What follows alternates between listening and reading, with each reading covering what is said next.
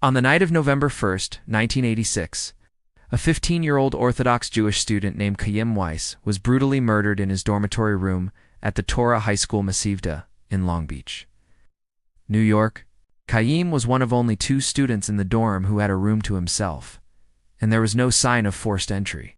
According to police reports, sometime between 1:20 a.m. and 6 a.m., his life was cut short by a hatchet-like weapon. Detectives later said he received at least 2 massive blows to his head, so powerful that his skull was crushed and his spinal column severed. Despite the severity of the crime, no murder weapon was ever recovered. No lights were reported flickering, and remarkably, there was no struggle indicating Chaim may have been asleep when he was attacked. His body was found by school leaders the following day when he failed to attend Shabbat morning prayers. And he was discovered on the floor of his room, not in his bed, and the window to his room was left wide open at a frigid temperature, a detail that deeply puzzled investigators. Intriguingly, many in the yeshiva interpreted that open window as part of a Jewish death custom. Some traditions hold that opening a window or door when someone dies allows the soul to depart. This led some detectives to believe the killer knew the yeshiva, the students, and even the customs of Orthodox Judaism, raising chilling questions about motive and the identity of the murderer. Even more strangely, a memorial candle was later found on Chaim's desk, burning supposedly in his honor. But 2 days after the crime scene was sealed, another candle appeared in the same place, mysteriously left by someone, and no one would admit to placing it there.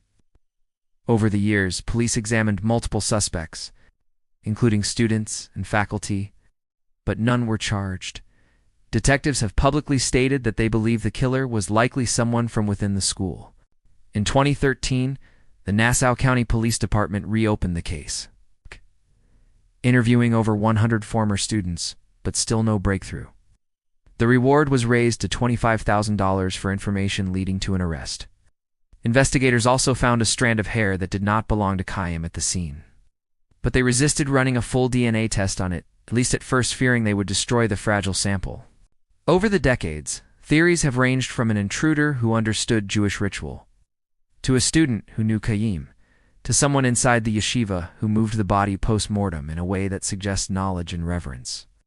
There was even speculation about motive, but with no signs of theft, robbery, or anti-Semitic hate crime, and no evidence of sexual assault, the case remains brutal and senseless.